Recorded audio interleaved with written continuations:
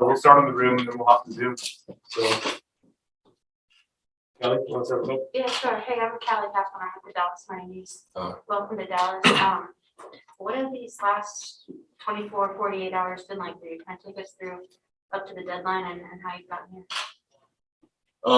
Yeah, so deadline day, we were supposed to play the Nets. So I was taking a nap. I woke up with probably about an hour left to go in the deadline. You know, at that point in time, I didn't think I was getting traded or anything. I had a call from Tommy Shepard, GM at the Wizards, about 5 minutes before the trade broke, and he told me, was super respectful and kind and all that.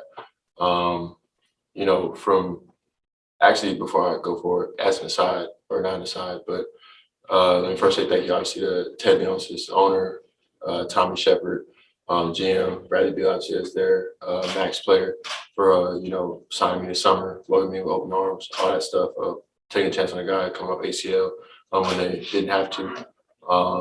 You know, I really appreciated that. And, you know, obviously, my departure is what it is. But just overall thankful for the experience in the couple months that I was there. Now, obviously, after getting traded, you know, pretty much went to pack up my apartment that night, got on a plane, 10 a.m. or so the next day, landed around like noon here. You know, met with Nico, J-Kid, you know, saw Dudley, who I played with, Theo, unfortunately, who I also played with, a couple of other guys. You know, nah, you could definitely print that one. You know, and just kind of going through the process of get what you need day for them. So all the guys were in, some were just kind of in and out. Met with trainers, met with, you know, strength coaches, went to the doctor, you know, MRIs, rest of physical stuff. Got back a little late, had dinner. They told me I wasn't playing tonight. Then, you know, this morning, you know, just did all the normal stuff, right? Like you start linking with coaches, going through plays, going through schemes. Again, gonna spend a lot of time with Dudley over the next 2 hours, just talking about what it means to be a Maverick. I mean, obviously, J-Kid and Nico are doing their game day stuff, so not to disturb them. But yeah, just learning the ropes. We gonna play tomorrow, and then I look forward to hopefully playing in Miami. Spencer, a couple of years ago, you had 21 points, 7 assists with the Nets. Do you still have that game in you, and where do you see yourself fitting in here with the Mavericks? Oh, I mean, of course. I mean, that was kind of the thing that probably I was a little bit disappointed with, but also a little bit hurt by, right? Like, I got wrote off like 30 games into a season that I did have to play the first like 25 of, right? Like, they told me when they signed me, like, you know, you don't have to play the first 20 games. You come with ACL. And I was like, nah, like, you know, I want to come in here. I want to help out, be a part of this whole thing. Like, you know, sacrifice whatever it needs to be, like consistent hours of treatment just to make sure that, like, I'm in a position to play.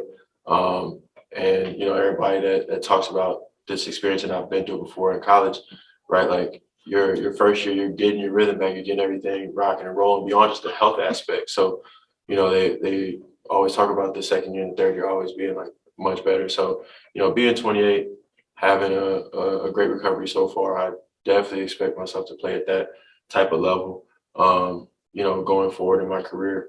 With that being said, as far as role and fitting in here, I think that's something that, you know, continue to go over with the coaching staff. I know we have 2 great guards here in JB and Luka, obviously. You know, we sit around Luka, of course, as an MVP candidate.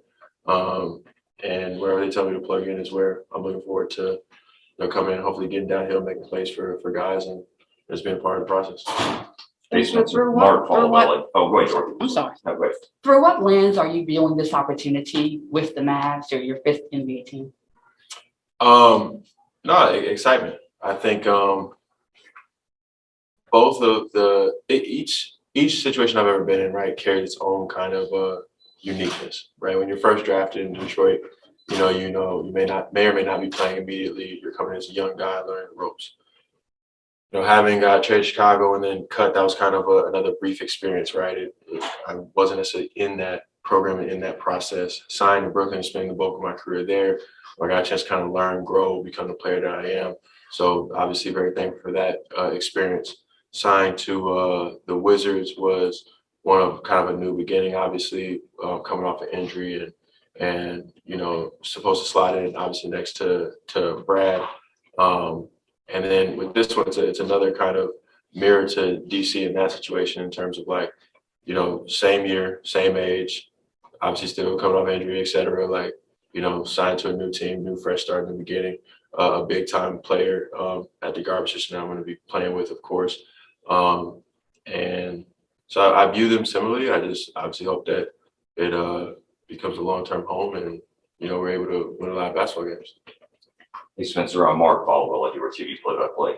Question for you. I think this is your first midseason trade, so you may not have much to compare it to, but you mentioned a minute ago that you played with Jared Dudley and, Theo, and I think, Mark, I think there's a relationship there. Yeah. Just kind of curious about some of the connections that you already have here and how you anticipate that might ease the transition. It's got to be tough, obviously, changing teams in midseason. Just wondering what your expectation is of your already established relationships. Yeah. To your point, never done this before, so it's a new experience. Really just trying to learn on the fly and make sure I don't break rhythm for any of the guys that are already in the rotation, already playing. As far as people that I know, just going to rely on them heavily, right? Like, Dudley's obviously a coach. Theo is one of my good friends. Know Marquise Chris from just kind of like college, being a Pac-12 guy, played against Dwight Powell, actually dunked him. And pulled those clips probably like 2013.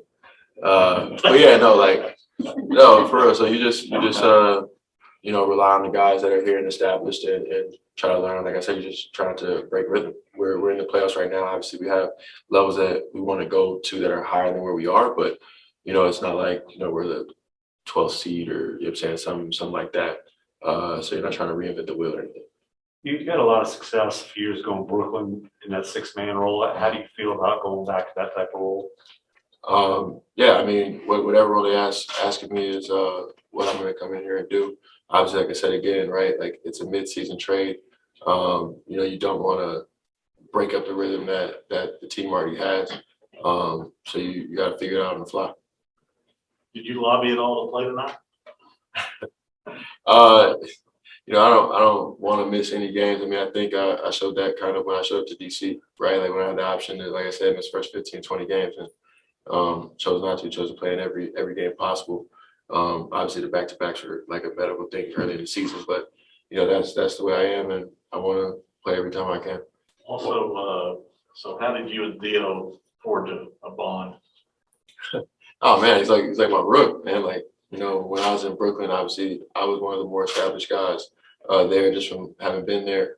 The time period that I had been, like, I think me and Joe at one point in time were like the longest tenured Nets. You know what I'm saying? Before obviously like the Kyrie and KD stuff, right? So, when that happened and Theo was on the team, he was just one of our young guys, and his personality is infectious. He's got amazing bench energy and has a great IQ for the game, and so people respect that around the league and just love having him around. It really boosts morale as a whole. All right, we're gonna have to zoom real quick. I'm Chuck Cooperstein. I do our radio, but I'd like to see. I was wondering, just ultimately, is it just basketball? I mean, are the Mavericks doing things that are like more difficult to pick up? Is it something, or is this just something you think you really should be able to pick up on the fly? I think I'll be able to pick it up on the fly fairly quickly. Obviously, each team has its own wrinkles, but to your point, like overarching schemes there's only like 5 different ones, really. You know what I mean? You kind of scheme your personnel, and then, like I said, it's about creating that chemistry and blending with the group that's already established. All right, now we'll have to zoom. Chris Henderson, go ahead. Hey, what's up, Spencer? Welcome to Dallas. For the fans that don't know, you have your own sneaker brand. I would like for you to tell them about that. And then if you also, like, for people that don't know your style of play, could you tell them, like, far as a player that you maybe could compare yourself to as well? All those questions are tough. So here's the thing. I don't actually have my own shoe anymore. 361 bought me out. So it's a shoe company that also has like Aaron Gordon signed to them. That just happened this year. So I did have my own shoe the past 3 seasons. Just not this one. And then in terms of play style, again, I think it comes down to how I'm supposed to play with the group, number one, which actually I'm probably going to go over in the next like 20 minutes or so. But beyond that, just pick and roll, get downhill.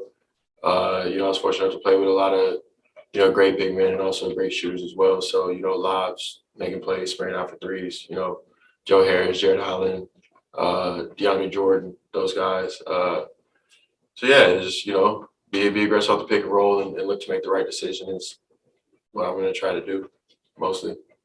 All right, then we're gonna do one more and get you going. Landon Thomas, go ahead. Hey, Spencer, welcome to Dallas.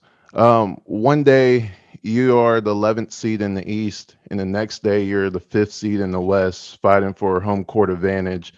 Is there anything you want to prove either to yourself or this team now that you're on that playoff team, fighting for one of the top 4 seeds in the West? Nah, like so far, personally, I have a lot of peace in my career in terms of the way I've played, the injuries I've had, the things I've been able to accomplish in terms of, leading a Brooklyn team to the playoffs before, right? Like when all the guys were hurt in 19 and 20. But in terms of like this year and what we're proving collectively, like you said, we're fighting for home court advantage, trying to take the next step in growth as a unit, as a roster. And I mean, it seems like, you have that level to go to, and then obviously the level above that is championship contention, which, obviously I know that the Dallas fan base is eager for and has tasted before. And so obviously wants to get back there. So we probably got 2 notches to go, and I'm just looking to be an addition to that. Welcome to Dallas. Can you take me through what the last 48 hours or so have been like, starting from leading up to trade deadline when you found out, and how the whirlwind has gone since then?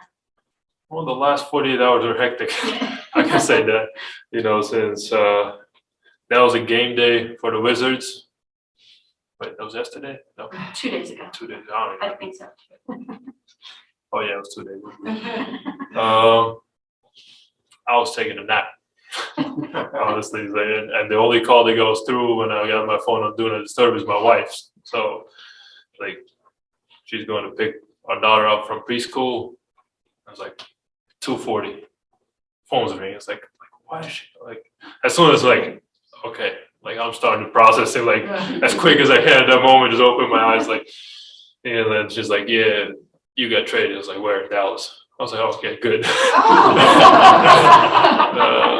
Yeah, because that was like that late on. You don't ever really expect that anything's gonna happen, since it was kind of quiet in DC for the last few days leading up to that. So yeah, but definitely from all the rumors that went out before, I'm definitely glad that this the option, that the chance that I get is coming here and play for a team that's basically top 5 in the Western Conference and fighting for a good playoff spot. So yeah, could have been a lot worse, I'm gonna tell you that. So I'm excited to be here. Good to have you here. All right, Dwayne Price, Mavs.com. Where do you see yourself fitting in here, David? Where do I see myself? Like, honestly, just joining a team in mid-season and the team's been doing good is just help in any way that the coaching staff sees me fit, how the teammates see me in the team, and that's about it. I know my strengths that I honestly haven't played much in the last month or so.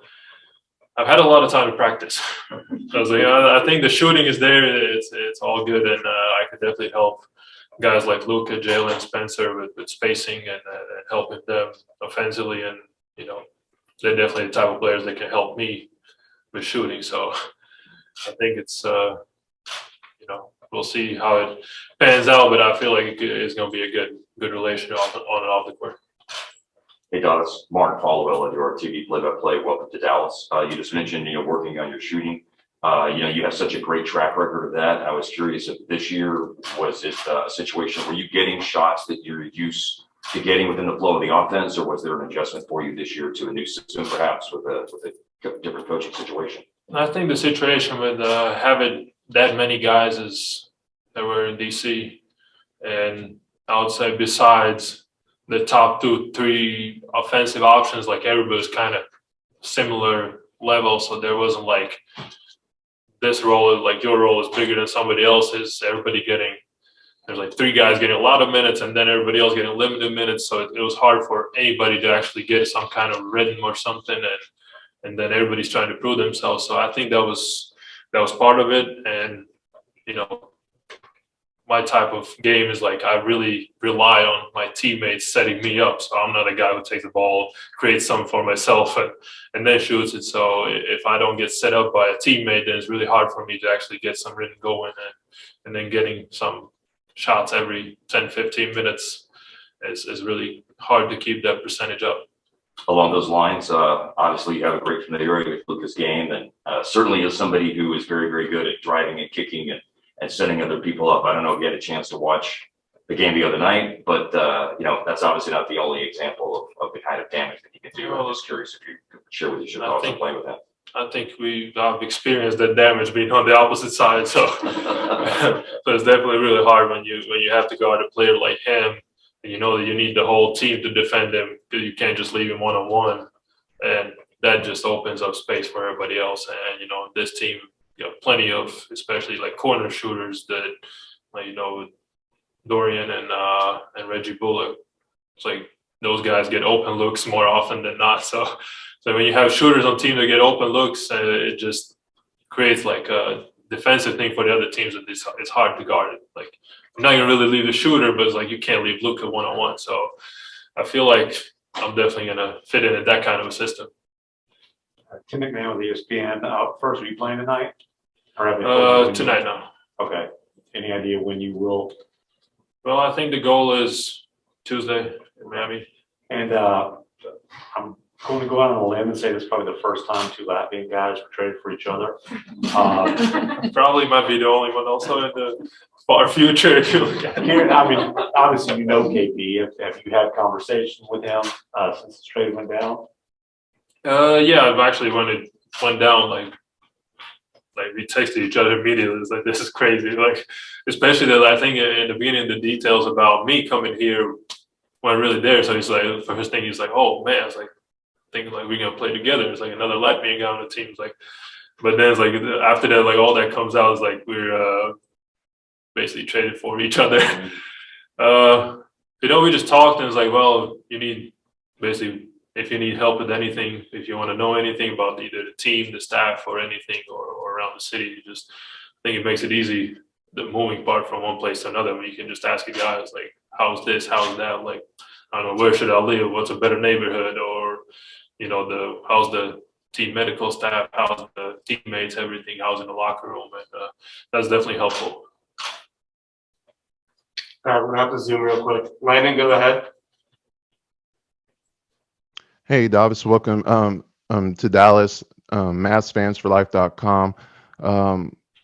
What stands out to you the most in the city of Dallas as you move here and make it your new home? Oh, that's a good question. What stands out? I would say, like, as for me, is, you know, playing in the NBA, the biggest thing is probably having, well, the arena and I guess the new practice facility right around the corner. It's a lot easier to figure out where to live if you try to be close to one place. Now, you know, the difference of like I was in San Antonio or DC is like the practice facility is one side of the city and the arena is downtown, and it's like it's a mess trying to figure out where you want to live, what's the closest to both places. So that's definitely the easier part. And you know, all the restaurants here downtown is like the times that we spend here playing on the road is good food. So that's, I guess, those 2 most important things to me moving here. And then we've got one from Hoop District in DC. Hey, Davis, Neil Dalal, Hoop District. First of all, you know, best of luck for you and your family going forward in Dallas. I'm just curious for you, you know, you guys started off really hot in DC. What do you think ultimately kind of led to things not going necessarily the way more recently? I think that's the thing about what I mentioned about the shooting and everything. For me personally, you know, the rotations of players, multiple players getting limited minutes, it's tough to have team chemistry when every single day the team is basically fighting with each other about I want to get more minutes and I want a bigger role. Like that was probably the biggest part of struggles for most guys during the season. And you know, that kind of early on, that doesn't show up because while everybody's trying to figure out what's going on, and other teams really figuring that out. And just once you start going downhill, it's really hard to turn around and start going up again.